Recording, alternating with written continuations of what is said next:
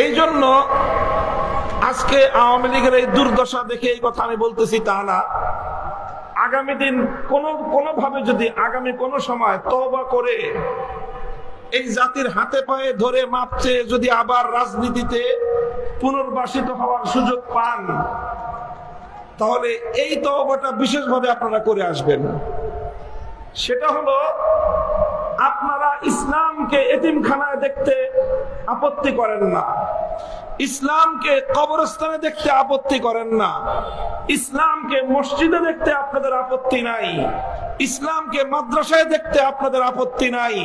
কিন্তু ইসলামের কথা নিয়ে রাজপথে নামলেই আপনাদের শরীরে অ্যালার্জির চুলকানির উপদ্রব শুরু হয়। ভালো করে বলতেছি, তখন সেই সময়ে কিছু মানুষ